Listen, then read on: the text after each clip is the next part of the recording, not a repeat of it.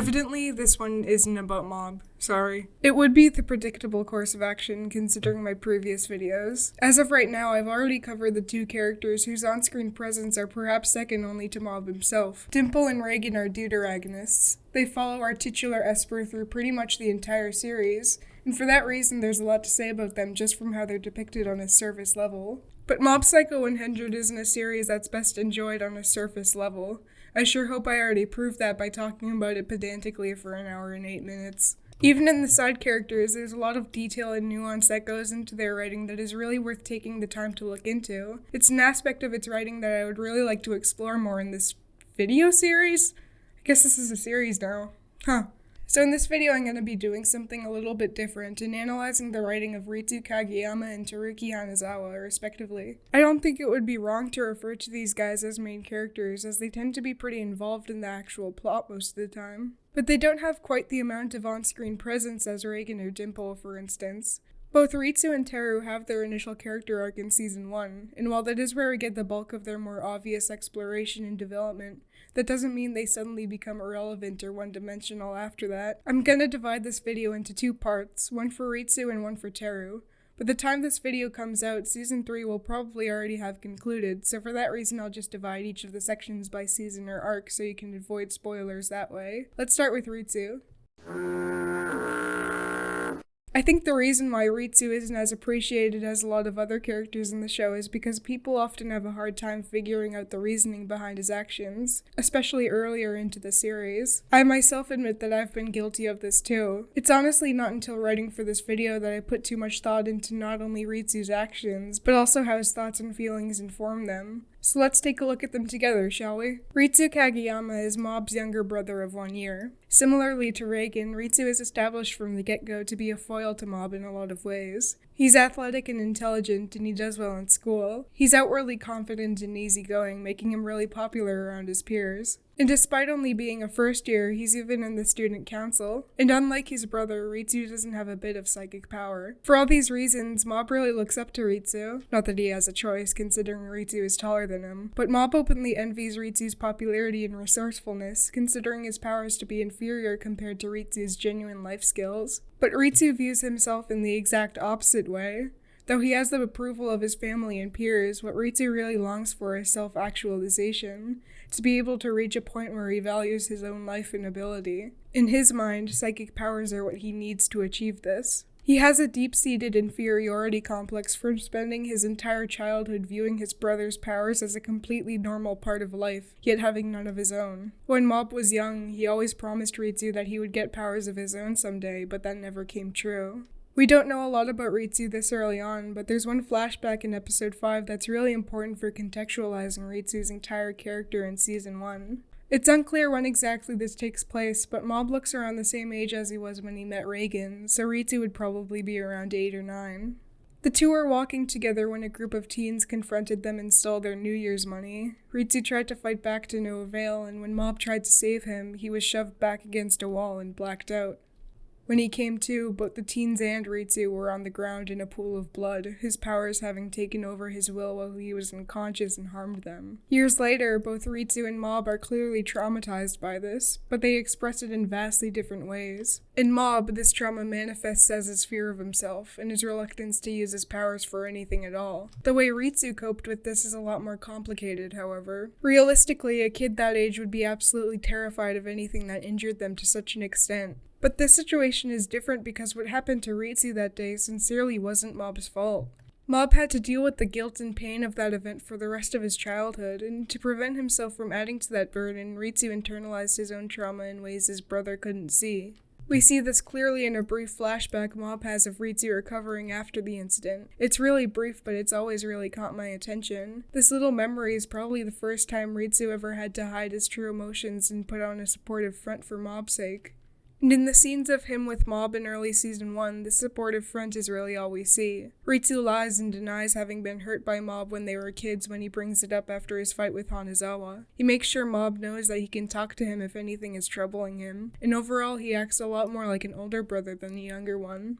But in private, Ritsu is constantly trying to both awaken to his powers on his own and cope with the trauma that haunts him to this day. which becomes even more difficult when he sees the news of Mob accidentally destroying an entire school in his fight with Hanazawa. Ritsu more than anyone knows firsthand what Mob is capable of when he becomes overwhelmed or stressed. This knowledge will go on to influence his actions a lot throughout the series. There's one scene early on in the season where Reagan approaches Ritsu and, assuming he has powers like Mob, asks him to cover for one of his jobs. Ritsu turns him down, not hiding his apparent disdain towards Reagan. I think this is a good point to talk about Ritsu's relationship with Reagan, which is not positive. We don't see them interact all that much, despite them being perhaps the two most important people in Mob's life. When they are together, Ritsu's behavior towards him ranges from extremely skeptical to openly hostile, though Reagan doesn't seem to take his jabs personally.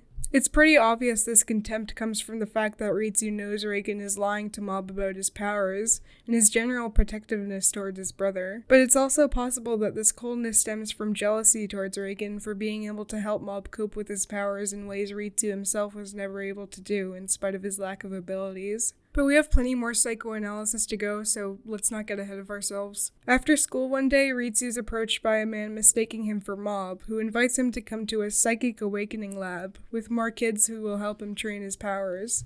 Suspicious but desperate for a way to become a psychic himself, Ritsu goes, but discovers that none of the kids there have powers that are even close to Mob's level. In school one day, he sees Mob being picked on by a group of delinquents in the halls. After this, Ritsu reluctantly goes along with the school president Kamuro's plan to rid the school of delinquent students, even though the methods by which they choose to do so are questionable at best. He ends up contributing to the plan much more than he originally intended to, perhaps as a way to cope with his perceived lack of control in his life, but becomes riddled with guilt and stress as a result. This emotional buildup is what first sparks his awakening as a psychic. On his way home from school one day, he finds what turns out to be the spirit Dimple, having revived himself after being exorcised by Hanazawa. Dimple explains to Ritsu that he must be a psychic if he's able to see him, and makes a deal with Ritsu to help him control the output of his powers in exchange for letting Dimple possess him. He goads him by saying that Ritsu will even be able to surpass Mob if they team up together, and Ritsu goes along with the plan when he hears this. Though Dimple was planning on taking over Ritsu's body and using it to advance his own goals, it turns out he's too weak to take control of Ritsu's will, but he helps him use his powers anyway. After finding out his stress is what triggered his powers to awaken in the first place, Ritsu continues to go along with Kamuro's corrupt plan and builds up his guilt as an outlet for his powers to grow. This is a pretty fucked up thing to do, but you must take into consideration the fact that Ritsu is 13 years old, which makes it marginally more justifiable. Ritsu becomes drunk on power, believing he's reached a point where nothing and no one can stop him. He even turns against Dimple and Kamuro. In his power-driven craze, he begins getting into fights with delinquents from other schools, taking pleasure in being able to defeat them with ease using his powers. He's humbled a little bit after being confronted by the now reformed Hanazawa, who peacefully intimidates him out of fighting by one-upping him with his own powers. This only drives Ritsu to want to become even stronger, however, and he continues getting into fights. After seeing Ritsu beat up yet another group of delinquents, Hanazawa brings Mob over to intervene. At first, Mob denies that Ritsu would be capable of hurting so many people at all, and he even congratulates Ritsu for acquiring psychic powers like he always wanted when Ritsu first tries to attack him. Ritsu confesses that he's felt inferior to Mob for years and been afraid of what he was capable of, to the point where he would try to prevent Mob from becoming stressed in any way. They were never able to have a normal brotherly relationship where they could tease each other and get into fights because of that looming danger. But now that he has psychic powers, and now that that fear is gone, Ritsu says that he's no longer interested in having a brotherly relationship with Mob at all. Mob, in his characteristic gentle bluntness, tells Ritsu that he doesn't believe that's true, and goes to apologize to the people Ritsu beat up on his behalf. Ritsu is mortified. But before he can do anything, he suddenly gets his face bashed into the concrete by a hooded psychic known as Koyama, who has the intention of kidnapping him. Mob becomes furious and attempts to fight him, but is just barely defeated when Koyama knocks him unconscious. He brings Ritsu and the other kids from the Awakening Lab to the compound of an organization known as Claw. Ritsu manages to free them from the cell they're being held in, not with his psychic powers but rather his intellect and resourcefulness. They're able to make their way through the facility a little before being stopped by a kid their age, Sho, who defeats Ritsu and uses him as bait to defeat Mob, who has infiltrated the compound with the help of Dimple and Teru. Mob wakes up to find he's being held in a power-suppressing room with Ritsu and Teru. Ritsu is at first extremely cautious of Mob. He knows that what he did was wrong and is afraid of how his brother will react. But Mob just hugs him, expressing his relief at Ritsu being okay. Teru tells them that they have no way of getting out of the room without their powers, but Mob tells them not to worry. Ritsu is with them after all, and he's so smart that he can always find his way out of a tough situation without having to use psychic powers. Mob truly respects him even after all this time. Ritsu starts to cry at how willing Mob is to forgive Ritsu despite everything he's done, not believing himself to be worthy of his clemency. He really was just bluffing when he said he wasn't interested in being Mob's brother after getting powers himself. He takes a backseat while Reigen saves the day and Sho comes back to beat Ishiguro. Immediately afterwards, he reveals that he was sent by his dad, Claw's boss, to scout for potential members strong enough to work at their HQ.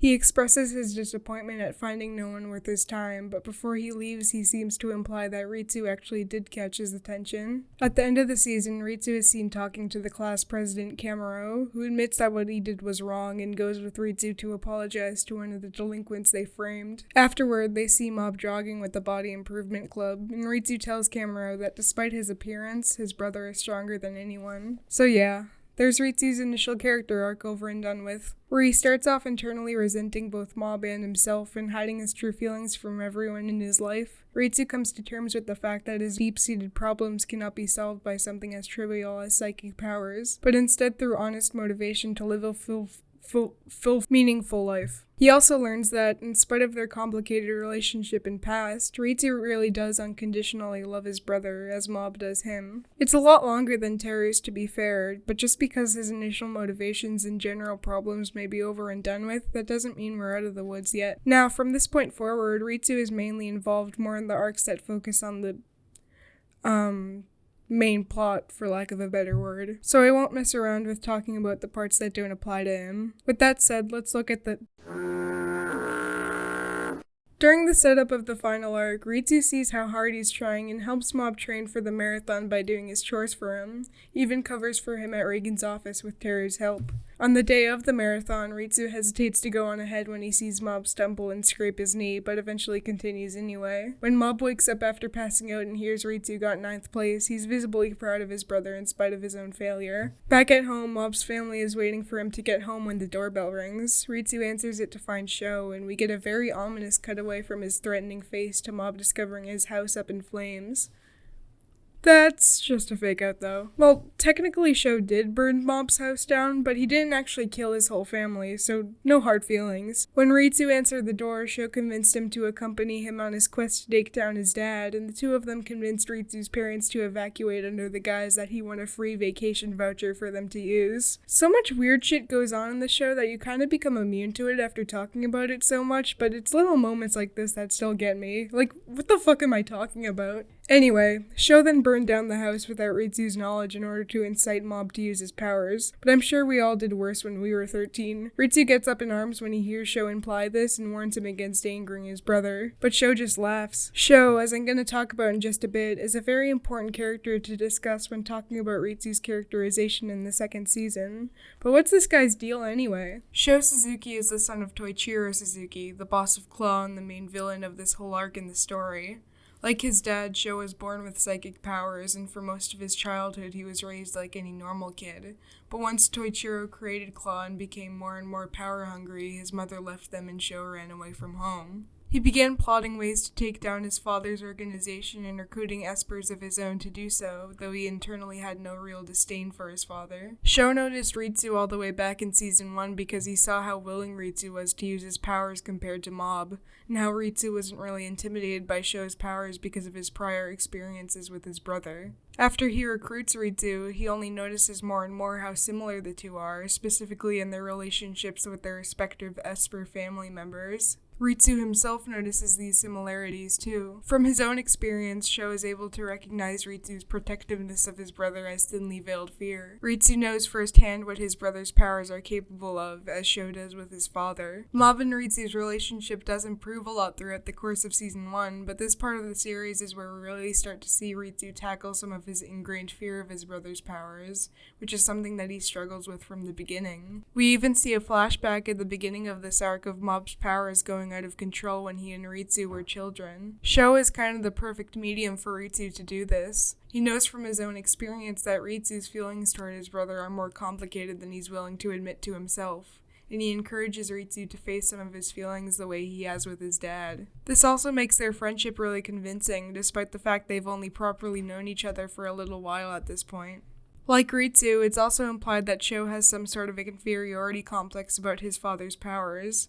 When the two begin fighting their way to Toichiro's tower, Ritsu mentions how his brother is absolutely stronger than him. Sho denies this, however, telling him that he'll never surpass Mob if he doesn't tell himself that he is stronger than him. Ritsu stays behind to help fight Shimazaki, while Sho goes up to the tower to confront his dad, only to be called on his bluff and quickly defeated. Ritsu reluctantly stays behind when Mob goes up to fight Toichiro on his own, and when the tower explodes, he makes sure Sho follows him before running away. Ritsu is the last person to try to confront Shigeo before Reagan and Dimple. He's also the only one who has encountered this conscious manifestation of Mob's powers before, back when he was hurt by it all those years ago. As much as I love the manga, the anime really sells how terrified Ritsu initially is when he realizes what's going on. Either way, he goes to confront his brother as soon as he recognizes that the disaster is being caused by him. But because of all the progress he's made in coming to terms with that trauma, he is able to put it aside and accept the side of his brother as a part of him that needs to be reasoned with, not feared. Long before even Mob himself does so. If that doesn't speak to how close the two of them are, then I don't know what does. Ritsu is able to deduce that this side of Mob only exists because of how long he's been suppressing his powers and emotions. So he offers to bear some of the burden with him and to help him deal with this force he's had to grapple with. Shigeo doesn't respond though, so Ritsu attempts to destroy the bouquet and stop him in his task. But it doesn't work. Shigeo's power easily overwhelms him. Ritsu briefly considers letting himself get hurt so that the shock will wake Mob up out of his stupor, before deciding there's something else he can do to help his brother. Ritsu maxes out his own power output to a level that is finally able to compete with Shigeo's, and in doing so is able to knock the bouquet out of his hands and disintegrate it.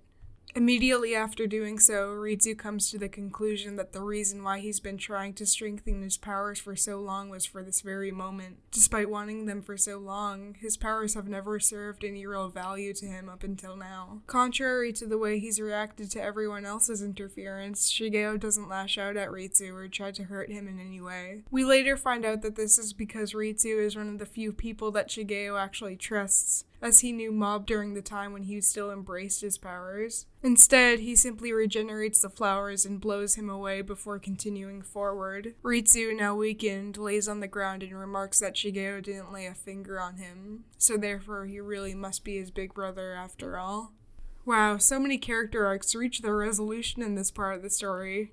You'd think it's the final arc or something. In the past, Ritsu's relationship with his brother kind of revolved around his past experience and fear of his powers. This is especially true at the very beginning of the story. I don't think it's inaccurate to say that Ritsu's fear of Mob's powers is explored just as much as Mob's own fear, if not even more. Compared to Ritsu, Mob never considers the possibility of his powers defying his own will and really hurting someone outside of a few small scenes. His suppression of them is more subconscious in that way. But for most of the first season, Ritsu is kind of defined by that fear. It's why he acts so supportive yet so distant to Mob for so long, and why he tries so hard to awaken to powers on his own. Which is why I find it so compelling that Ritsu of all people is the first to actually face Shigeo for what he is. It's really a perfect culmination of all the progress he's made throughout the story. In the end, their relationship is not improved by Ritsu putting on a happy face and constantly trying to be as supportive as possible to Mob, but through genuine connection and honesty between the two brothers. I find that resonant and honestly just very real. But I guess that brings us to the end of Ritsu's section. That means the video's over, right? I don't have to talk anymore? As I mentioned earlier, for no reason in particular, Ritsu was never a character I thought about too deeply before making this video. The same, however, cannot be said for Teruki Hanazawa. For that reason, his section is probably going to be at least a little longer than Ritsu, so buckle up. Teru is similar to Ritsu in a lot of ways. He too is a foil to Mob in a lot of ways, and he serves a primarily antagonistic role during his initial arc in Season 1. But compared to Ritsu, Teru doesn't have a lot of moments where he's open about his internal conflicts. The story is primarily told through Mob's perspective, and because Teru seldom shows his vulnerabilities to Mob, we as the audience rarely get to see that side of him, at least later into the story when he becomes Mob's friend. But he's a character in this show and he's 14, so naturally he's gonna have some issues to work out. Let's save that for later though. When we first see Teru, he is working as the shadow leader to the gang at his school, Black Vinegar Middle. Despite his small stature, he seems to have almost superhuman strength, which we later find out is a result of his psychic powers. Teru's the only Esper aside from Mob we've seen so far. In contrast to Mob, Teru has no qualms about hurting people with his powers. In fact, he seems to enjoy it, as well as the status it gives him at his school. Even beyond the gang, Teru is popular. He views his power as a gift that was given solely to him, as he is the protagonist of this world. Everyone else is just a commoner to be used to him. Mob accidentally ends up getting caught up in a rivalry between Teru's gang and his own schools, so the absolutely ripped members of his club, the Body Improvement Club, come to save him and beat them up. The plan goes well, and the Body Improvement Club is able to seamlessly beat the rival gang members to save Mob, up until Teru comes and he defeats them too, somehow. Teru doesn't even register Mob's presence until he recognizes that Teru has psychic powers and tells him that he shouldn't use his powers against other people.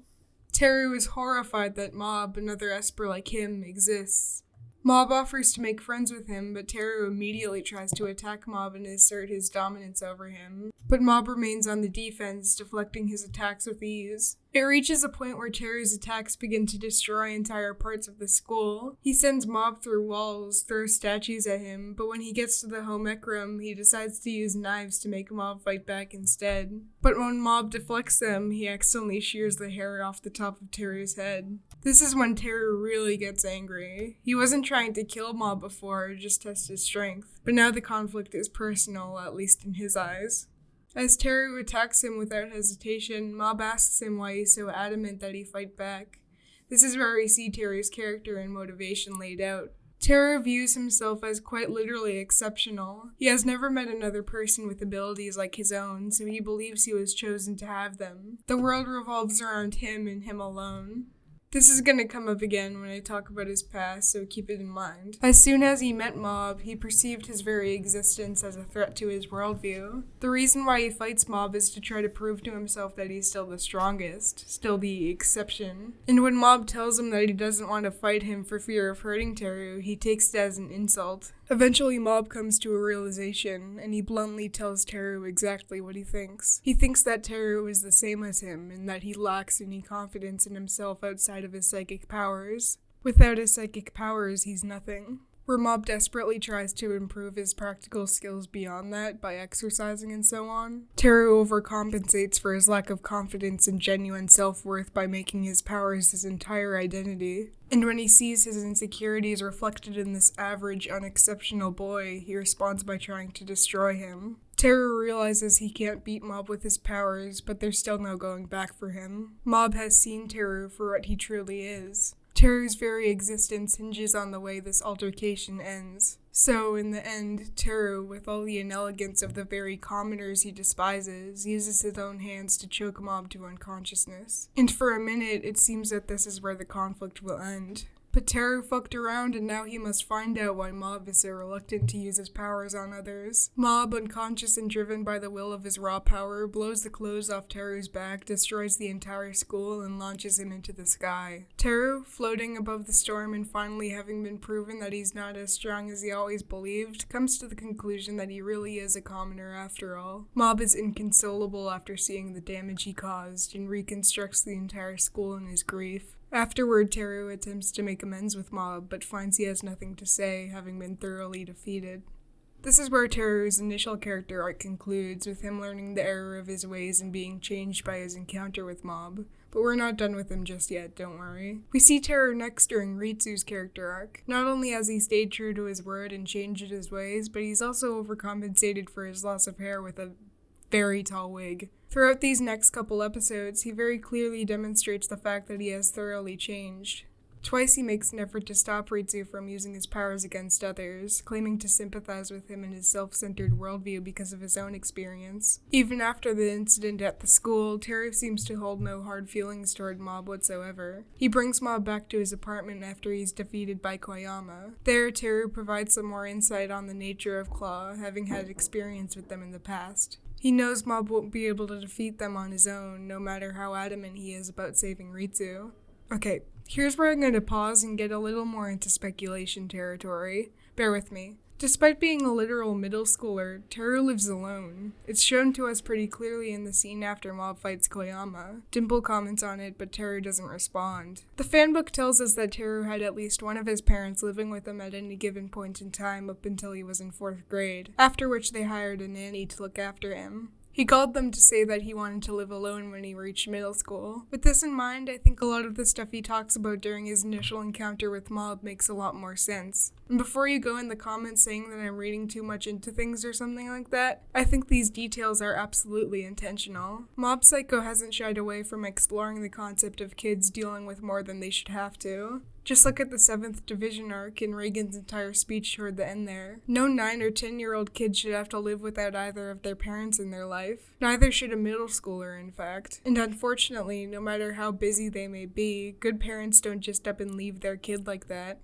Again, speculation, but Teru very well may have already been dealing with neglect and isolation before that, which is why I think it makes a lot of sense that Teru began to build up his ideology of being exceptional and perfect long before Mob met him. If you began living without your parents when you were in elementary school, of course you would try to justify that in your mind. Other kids don't get to live by themselves, so you must be special. And it also makes sense for him to use his powers to gain the approval and attention of his peers and teachers, as we see him do too. Perhaps as a way to fill that void his parents left all those years ago. Sure, Teru has narcissistic tendencies when we first see him, but that narcissism is absolutely compensatory. The fact that Teru has had prior experience with Claw before Koyama kind of adds to how deceivingly bleak his living situation is. He's had at least a couple instances involving espers who tried to kidnap him, and he still lives alone. It kind of makes you respect the Kageyama parents more. Sure, they're not seen very often in the actual story, but they're still present and supportive to their 2 psychic children. Before I forget, I should also bring up this one bonus comic, or omaki, from the manga that explores this a little bit. Teru is hanging out at Spirits and such, talking to Mob about how he's always found summer break to be boring living alone with nothing to do, when Reigen suddenly claims that a job came up and that Mob should invite Ritsu to help. They start off by hunting in the forest for bugs, and Reigen brings the kids to a bunch of different quote-unquote job sites, including the beach and the amusement park. Eventually, Teru realizes that Reigen is just doing all this to help him relax during the break. Reigen admits this and offers for Teru to come slack off by the office whenever he's bored. I really like this omaki. I know I've already talked about Reigen for almost an hour in my last video, but I just think it's great how committed he is to just letting the kids be kids despite everything they may have to deal with. Considering this and also Teru's home life, I really wish we could see more one-on-one interactions between him and Reigen, but what can you do? Where was I again? In their search for information, Mob and Teru are attacked by an esper, though they're able to defeat him with ease. Teru has no qualms about violating the Geneva Convention to get information out of him, and afterward they shuttle themselves over to the base in a flying car.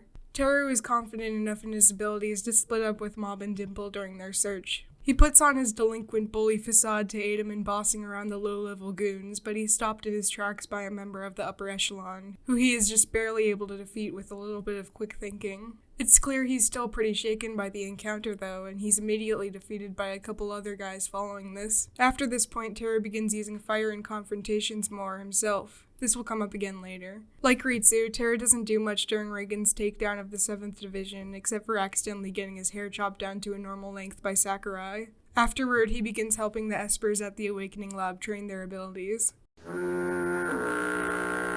Also like Ritsu, Teru isn't in Season 2 very much until the World Domination arc. He covers for Mob alongside Ritsu while he's training for his marathon, and then we don't see him again until after Mob passes out, and he shows up with a random claw guy he apprehended after being attacked. Then he goes to fight Shimazaki, and in doing so uses a variety of the techniques he's learned from Esper's along the way. It's a small detail, but I think this is a good point to mention Teru's tendency to mimic and adapt the habits of people he perceives as strong. The first obvious example of this is with Mob. Teru right away takes on a more noble view of the world after being defeated by him. The same is true of the Airwhip guy they fight outside of Claw's base, and the Pyrokinesis guy he was almost defeated by, and even the explosion dude he just apprehended. However small these details may be, I think they speak to Teru's persisting insecurity and lack of confidence in himself. He may have gotten over some of it after his fight with Mob, but the desire to prove himself to the people he perceives as stronger and better than him is still something he shows a lot. This is also shown by his habit of bragging to others every so often. There's a comic in the Anthology collection that shows this insecurity really well, and I think it's worth mentioning for that reason. The Anthology comics weren't exactly written by one himself. They were just submitted by fans and chosen by him to be featured, but this one really stands out in the way it's less of a silly one-off story and more of a genuine character exploration, and one that focuses on two characters we don't really see interact much in the story. In it, Reagan is looking for an Esper to cover for Mob when he runs into Teru. After the job, Reagan buys them ice cream, and they get to talking about how Teru and Mob met, and Teru recounts how Mob showed him what it was like to experience utter defeat, and comments on how Mob is a really good person, unlike himself. Reagan, however, argues that Teru is a good person. It takes a lot of courage for someone Teru's age to acknowledge his own failure, and Mob is lucky to have him as a friend. While it's small and sort of in a canonical gray zone, this comic shows Teru's insecurity in a very interesting way. Compared to the others in his life, Teru thinks he is innately worse because he's not naturally good or kind, when in reality that's not the case for anyone. He tends to put people like Mob on a pedestal, despite the fact that they deal with problems just like his own all the time.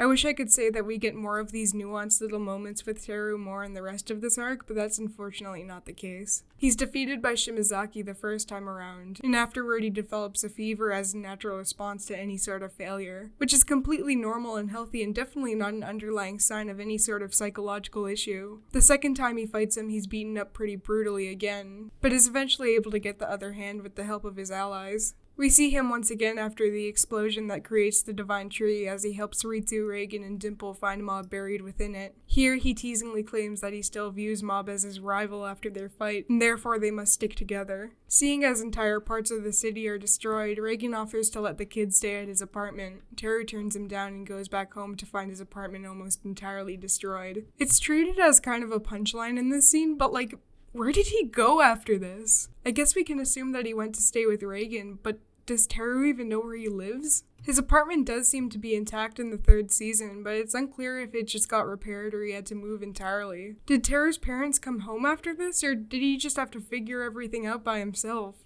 For fuck's sake, this kid is 14 years old! During the Divine Tree arc, Teru is the first out of any of the main cast to figure out that something is wrong. Really wrong. In a segment from his own perspective, we see him eat some cookies that contain part of the tree. Under normal circumstances, this would brainwash him, but Teru immediately realizes something is wrong and goes to confront whoever's behind it without hesitation. And in the scene, he has no one to impress. Teru is not trying to prove himself to Mob or anyone else. He's sincerely trying to stop whatever force is behind Psycho Helmet from brainwashing everyone in the city against their will, simply because he knows it's wrong. It's a far cry from the self-centered Teru we saw at the beginning. He figures out Dimple is the one behind everything soon, though, and he resists his brainwashing twice through sheer force of will before giving in, which is something not even Ritsu or Reagan were able to do. Dimple uses Teru against Mob to try to sway him during their confrontation, and the two fight as Teru tries to defend Psycho Helmet from him. Despite his best efforts, he is blown away by the force of Mob's power. In a parallel to the end of their first confrontation, Teru awakens from his brainwashing with the realization that Mob really is amazing. He presumably forgets about the entire thing along with the rest of the town after Psycho Helmet is destroyed. Okay, once again, I'm gonna go off track here a little bit. I wasn't sure exactly where to put this part of the video, as I'm gonna talk about the entire series here, but I didn't want it to be the way I ended off talking about Teru, so I figured this would be the safest bet. Teru is very queer-coded. I actually debated discussing this topic during the Reagan video, as I've heard a lot of people say the same about him. And while it's perfectly fine to interpret him as such, I just don't think there's enough to suggest that was the author's intention. With Teru, however, it strikes me as way more deliberate. And while it may not be central to who he is as a character, I think it's still important to bring up for that reason. We see Teru on a date with a girl at one point in the 4th episode, but then we never really hear about her again. And after this point, he seems to have kind of a crush on Mob during their interactions. He often brings up reasons to boast around him in earlier seasons, and he later comments on how it's not Mob's imagination that girls are looking his way because he's cool. In the first OVA, he comes to Mob's school just to help him preview the book he finished writing for Reagan. In the second OVA, he asks Mob who he has a crush on, using Mob's club as an example despite knowing it's made up of all boys. There's also that entire scene I just talked about in the Divine Tree arc. His nickname, Teru short for Teruki, can even mean sparkly or glittery. But I think the one moment that makes me think it's intentional above all the others is in the final arc of the manga. Minor spoilers ahead for that. As Teru is trying to fight back against Shigeo, just as he's about to be overpowered, the light in his pupil very clearly takes the shape of a heart. It's super small and easy to miss, and it wasn't even adapted in the anime, but it's absolutely there. You could really play the role of devil's advocate and say that it represents, brotherly love or something. But heart imagery in this case is never used in the series to represent anything other than romantic love, so I sincerely doubt it. Either way, the reason I'm talking about this all in the first place is mostly just to get it out there, for lack of a better word. One's track record with gay characters isn't the best by any means, and this doesn't change that, but I think coding like this is still important to talk about, even if it's not the same as actual representation. It also might shed a different light on Mob and Teru's relationship, if anything. Now on to the final arc. Teru is the first person to meet Shigeo after the car crash. Despite his hostile behavior, Teru is really kind and gentle to Shigeo at first. He treats him not as a rampaging monster and more as a friend who is breaking down as a response to something that happened to them. He tries to get Shigeo to talk about what happened, and when that doesn't work, he tries to protect him, in his own words, from his own powers. Where he once used his tie as a weapon to attack Mob, he now uses his scarf to hold him in place until his power subsides. This doesn't work either. Shigeo keeps attacking Teru, but Teru still knows deep down that Mob isn't the kind of person who would want to hurt anyone like this. Shigeo advances into the city, as does his fight with Teru. In a genuinely chilling scene, Teru hears the terrified cries of all the bystanders around them. Shigeo continues to fight him with the full force of his power. Just like the time in the school, he destroys Teru's clothes and blows the wig off his head. As he does, Teru remembers the time where Mob cried to himself after destroying his school, and thinks Mob is crying internally now, too, trying to stop himself from hurting more people. This is probably the moment where Teru stops seeing Mob as some flawless human being that is simply innately better than him, but as a real person capable of making real mistakes.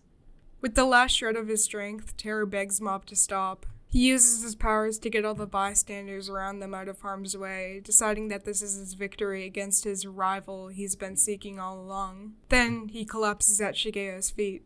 This is what causes Mob to wake up in his own body. Even after that thoroughly traumatizing experience, Teru seems to hold no ill will toward Mob later on. He comes to Reagan's birthday party in the epilogue and remarks to Mob that they should hang out more. I don't think you need me to tell you for the 100th time that Mob Psycho is a good anime. At this point, it would just be redundant. My intention with these videos really, is not to run the series into the ground by talking about it for an absurd length of time. Instead, it's to call attention to what makes the series so good. Anyone can figure out that it's objectively high quality just by watching it themselves, but I think it's important to, after consuming any piece of media you find good, ask yourself why exactly this is the case. Or you could just watch these videos. It's what I'm here for. Mob Psycho is a series that is written with an absurd amount of detail and thought. You get the sense that every decision by the creators is done on purpose, not just from a writing standpoint, but also visually, especially in the anime. The writing of Ritsu and Teru exemplifies this. They're seldom the main focus of the narrative, but they still manage to be three-dimensional and nuanced when the story does focus on them. The same is true of even less relevant characters like Tsubomi and Tomei and Anigawara. Not that I plan on making a video on them anytime soon. When it comes to Ritsu and Teru, there's a level of detail in their writing that is difficult to get a grasp on by just watching the series once or even twice. I sure as hell didn't cover everything, but I couldn't resist making an attempt. And on another level, they represent one of the core themes of redemption and change that is so essential throughout the entirety of this series. Where its main message is simply to be a good person and to be kind to others, Ritsu and Teru show how that doesn't always come easy on your first try. and how it doesn't make you a bad person, even if that's the case. I don't expect this video to get as much traction as my Reagan one, just because of the less popular subject matter, but I want to thank everyone anyway for all the attention I got for it. Also, thanks for helping me reach 1,000 subscribers. I don't necessarily plan on making Mob Psycho content forever, but it's insane how supportive people have been as a response to these videos. That's not to say I'll be going away anytime soon either. You're stuck with me, I'm afraid. Here's your obligatory reminder to like and subscribe and all that. I stream on the side, sometimes by myself and sometimes with my friends, so keep an eye out if that's something you might be interested in. As always, thank you for watching.